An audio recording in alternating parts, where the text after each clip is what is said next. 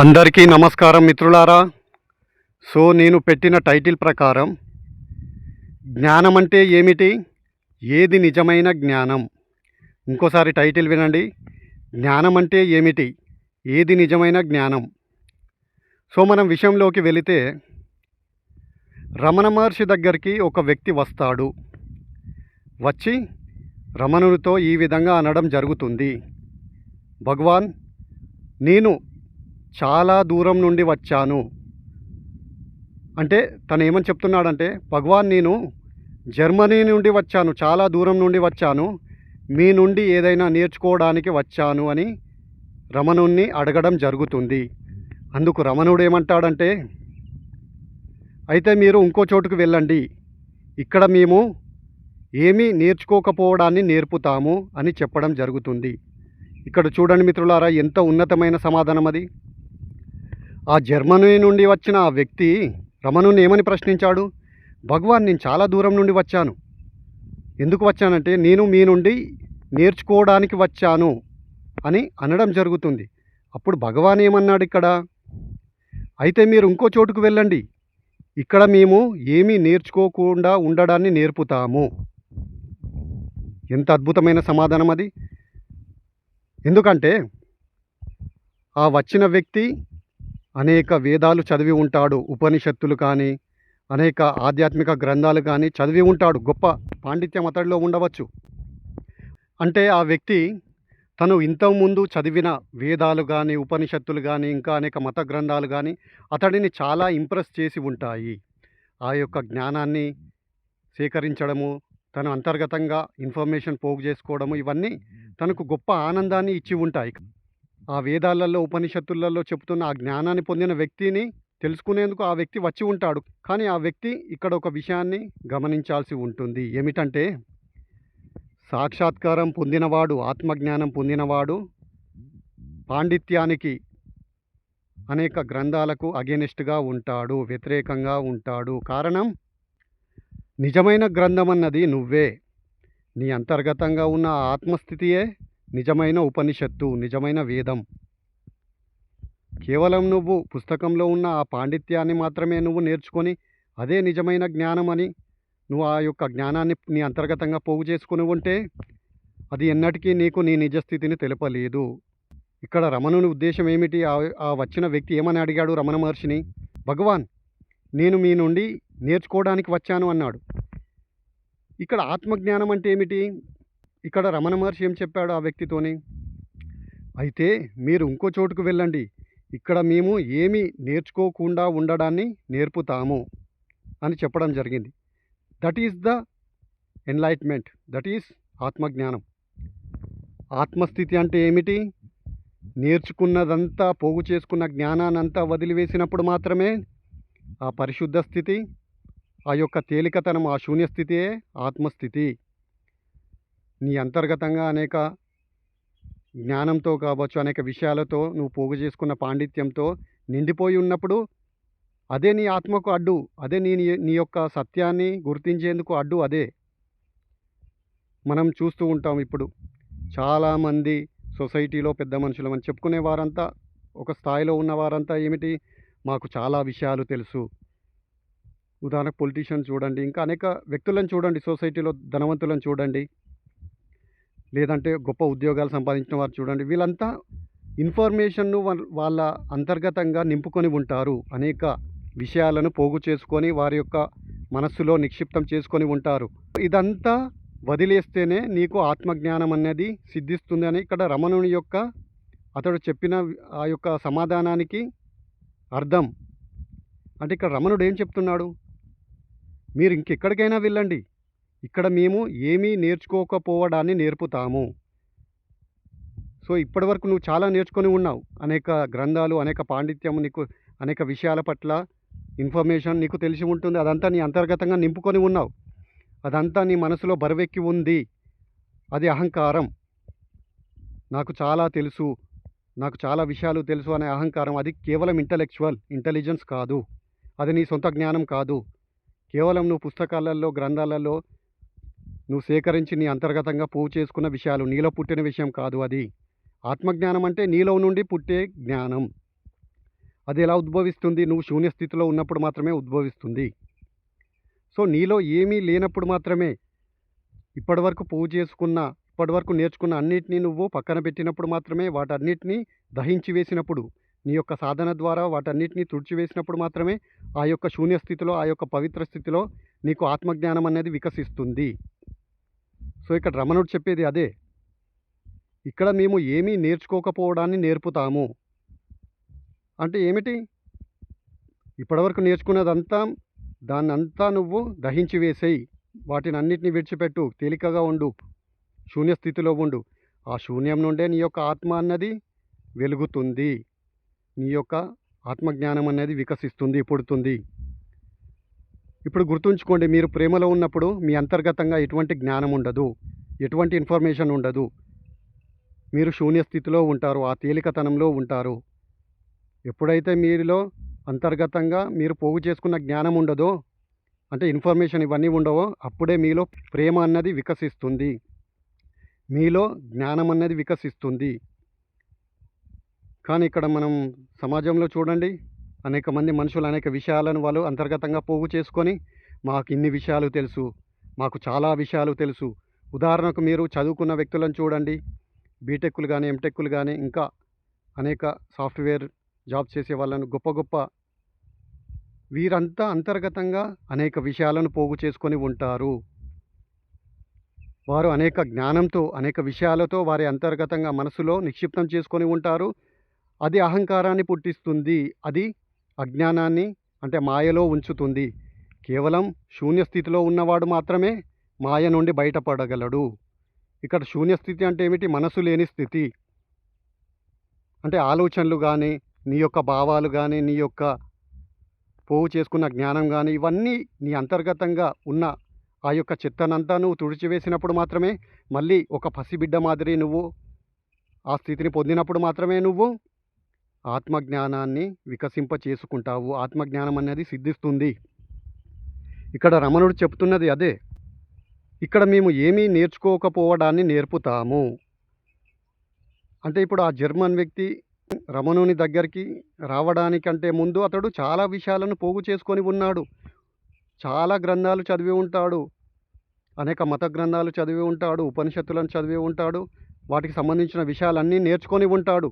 So ఇప్పటికీ అతడు ఈ యొక్క ఇంటలెక్చువల్ జ్ఞానంతో బరువెక్కి ఉన్నాడు. సో ఆ బరువుతో ఉన్నవాడు ఎన్నటికీ ఆత్మను గుర్తించలేడు. ఆ వ్యక్తి ఏమని ప్రశ్నించాడు రమణ మహర్షిని? మీ నుండి నేర్చుకోవడానికి వచ్చాను అంటే అక్కడ ఆ యొక్క వ్యక్తి ఏమని ఎక్స్పెక్ట్ చేస్తున్నాడు అంటే, ఇంకా ఇన్ఫర్మేషన్, భగవాన్ ఏదైనా చెప్తే ఆ యొక్క ఇన్ఫర్మేషన్ తను కూడా గ్రహించి పోగు చేసుకొని తన అంతర్గతంగా ఇంకా నింపుకోవాలని చూస్తున్నాడు. సో నువ్వు ఎంతైతే నింపుకుంటావో నువ్వెన్నటికీ ఆత్మస్థితిని చేరుకోలేవు.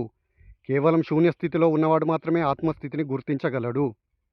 మళ్ళీ నువ్వు ఒక పసిబిడ్డ మాదిరి మారితే తప్పించి నువ్వు ఆ యొక్క ఆత్మజ్ఞానం అంటే ఏమిటో నీకు తెలియబడదు.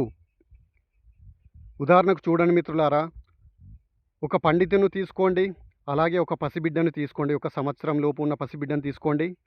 ఇప్పుడు ఇద్దరిని పక్కపక్కన కూర్చోబెట్టండి. ఇద్దరిలో ఎవరికి ఆకర్షణ ఉంటుందో చూడండి. శూన్య స్థితిలో ఉన్న ఆ పసిబిడ్డకు ఆకర్షణ ఉంటుందా? ఆ యొక్క తేజస్సు, ఆ యొక్క వెలుగు, ఆ బ్యూటీ అన్నది పసిబిడ్డలో ఉంటుందా? లేదంటే అనేక పాండిత్యం కావచ్చు, అనేక విషయాలు అంతర్గతంగా నింపుకొని ఉన్న, ఆ యొక్క చెత్తను నింపుకొని ఉన్న ఆ పండితుడిలో తేజస్సు ఉంటుందా? మీరే గుర్తించండి. ఒక అయస్కాంతం మాదిరి ఎవరు మిమ్మల్ని లాక్కుంటారు? పసిబిడ్డలో ఉన్న సౌందర్యం, అదే ఆత్మస్థితి. పసిబిడ్డ ఉంటున్నది ఆత్మస్థితి. సో అటువంటి పసిబిడ్డ స్థితిలోనే ఆత్మజ్ఞానం పొందినవాడు ఉంటాడు. కానీ పసిబిడ్డకు ఆత్మజ్ఞానం పొందినవాడికి ఒకే ఒక్క తేడా ఉంటుంది మిత్రులారా. ఏమిటంటే, పసిబిడ్డ తను ఆత్మస్థితిలో ఉన్నానన్న ఎరుక ఉండదు. కానీ రమణ మహర్షి లాంటి ఆత్మజ్ఞానులకు, ఒక రామకృష్ణుడు లాంటి ఆత్మజ్ఞానులకు తను ఆత్మస్థితిలో ఉన్నానన్న ఎరుక ఉంటుంది. సో ప్రతి పసిబిడ్డ తన ఆత్మస్థితిని మర్చిపోయి తీరుతుంది ఖచ్చితంగా. మళ్ళీ ఈ మాయలో పడుతుంది. ఆ మాయలో అనేక కష్టాలు అనుభవించి, ఆ బాధలు అనుభవించి, మళ్ళీ తను అంతర్గత శోధన చేసి తన యొక్క నిజస్థితిని గుర్తిస్తుంది. అదే ఆత్మసాక్షాత్కారం. ఇక్కడ ఈ ప్రపంచంలో ఉన్న ఈ యొక్క సగటు మనుషులందరూ ఒకప్పుడు ఆత్మస్థితిలో ఉన్నవారే. ఒక పసిబిడ్డ స్థితిలో ఉన్నవారే మళ్ళీ మాయలో పడి ఈ కష్టాలలో కొట్టుమిట్టాడుతున్నారు. మళ్ళీ వారు తమ అంతర్గతన శోధన చేసిన నాడు వారు ఆత్మజ్ఞాన స్థితిని పొందడం జరుగుతుంది, అంటే గుర్తించడం జరుగుతుంది. నేను చెప్పేది ఏమిటంటే, ఆత్మజ్ఞానం అంటే ఏదో నేర్చుకోవడం కాదు. ఇప్పటి వరకు మీరు నేర్చుకున్నదంతా, మీ యొక్క అంతర్గతంగా నింపుకున్న ఆ యొక్క ఇన్ఫర్మేషన్ అంతా వదిలివేయడము, తుడిచివేయడము. మళ్ళీ ఒక శూన్య స్థితిని, ఎలాగైతే నువ్వు బాల్యంలో నీ యొక్క పసితనం స్థితిలో ఆ యొక్క తేలికతనంలో ఉన్నావో, ఎటువంటి ఇన్ఫర్మేషన్ లేకుండా, ఎటువంటి పాండిత్యం లేకుండా ఉన్నావో, ఆ యొక్క పవిత్ర స్థితిలో ఉన్నావో, దాన్ని తిరిగి గుర్తించడమే ఆత్మస్థితి, ఆత్మజ్ఞానం.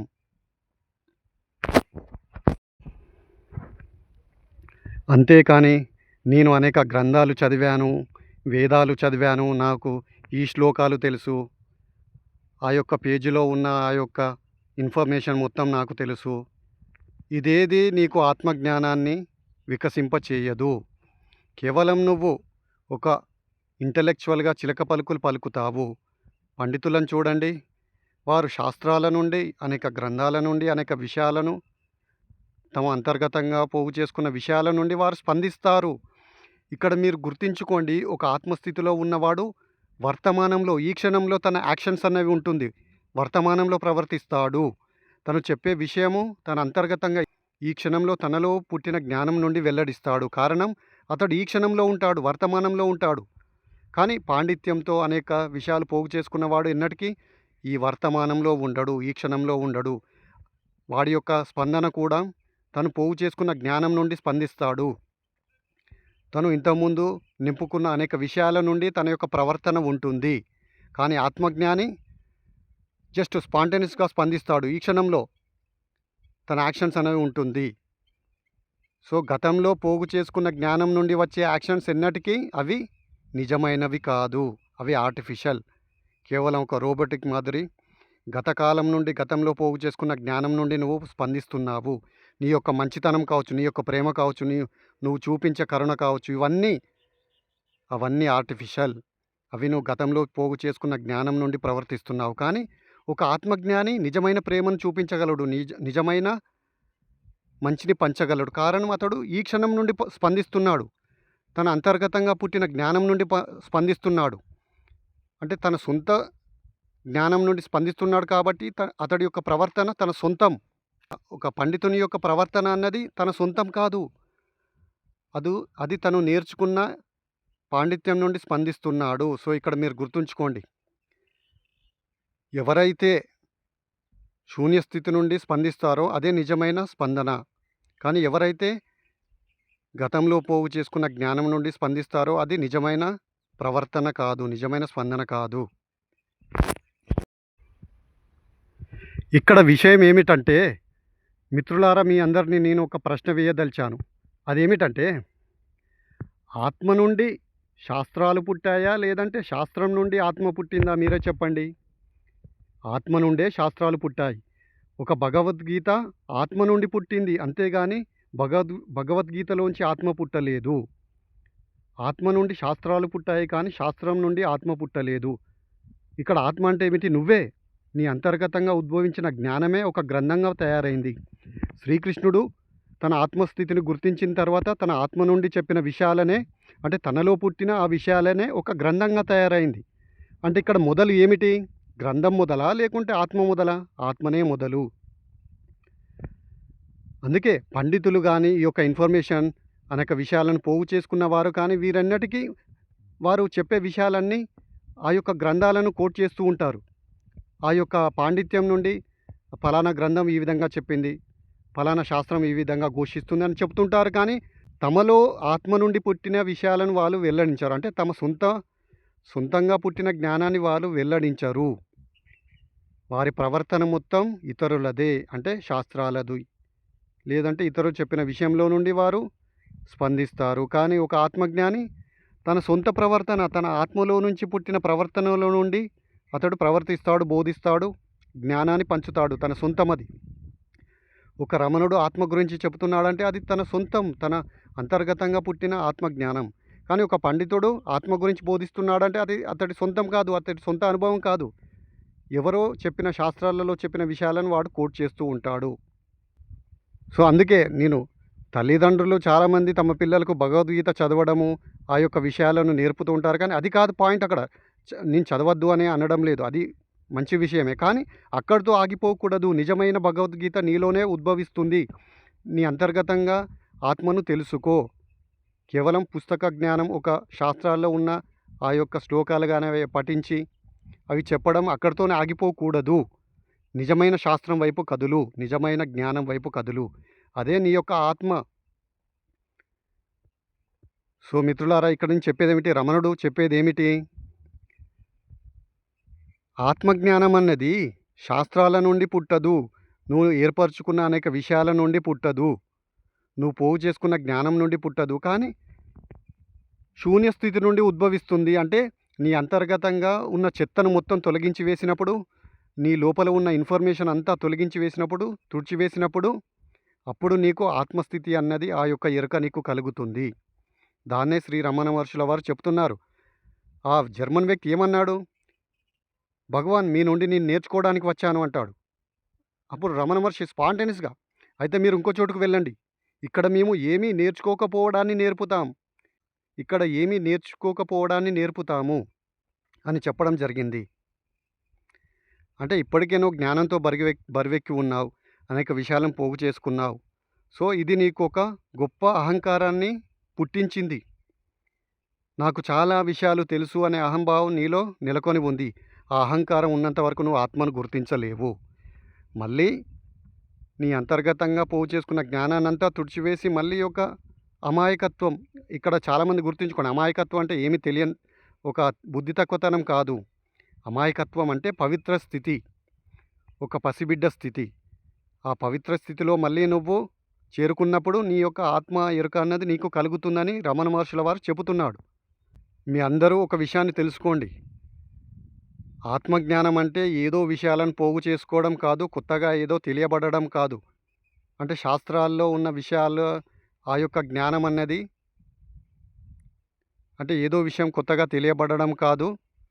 కేవలం ఇప్పుడు ఈ క్షణంలో మీరు ఉంటున్న ఆ యొక్క నిజస్థితిని గుర్తించడము.